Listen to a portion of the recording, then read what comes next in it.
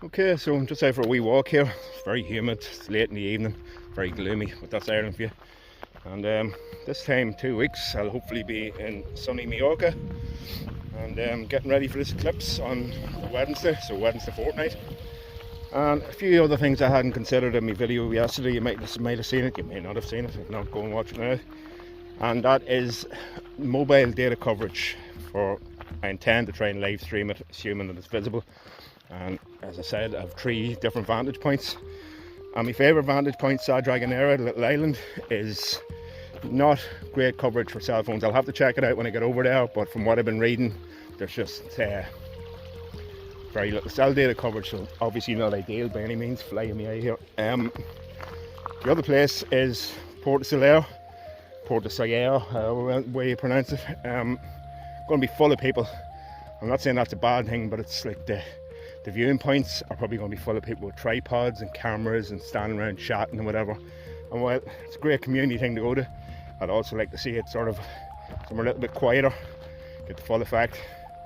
So it's looking like a little headland above Paguera, whose name escapes me right now. It's going to be the place for me to be.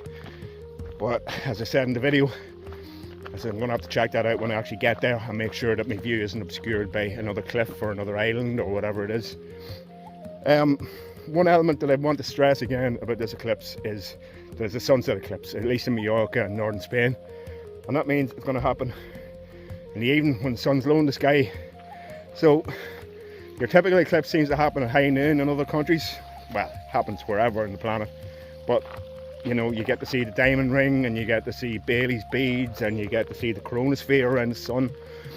Mightn't see any of that.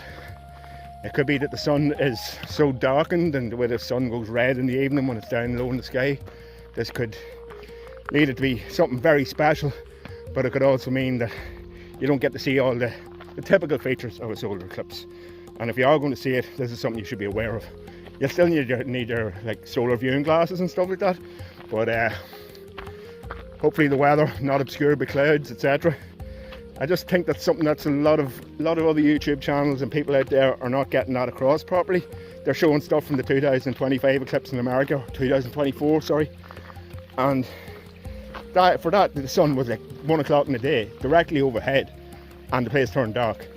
It's already going to be getting dark where we're going to be, and it'll get a little darker, and it'll get dark properly, and then it'll get a little bit brighter, and then the sun will set. So it's going to be sort of more unique. That's the allure of the black sunset. Cheers.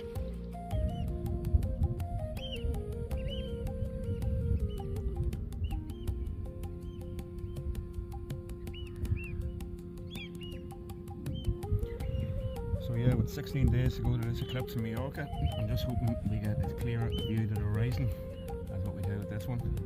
The moon's just coming up over Dundalk Bay here. Birds are flying home. Amazing. The phone's obviously on a tripod, which is what I'm going to have there if I'm live streaming. I don't know if I've had practice with this lately, so this is probably a good thing.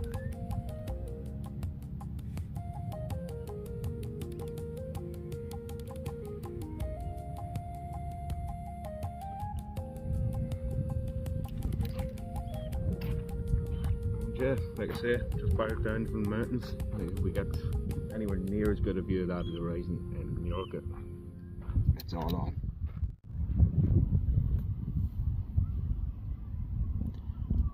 And we've got like a waxing gibbous moon, maybe about 92-93%.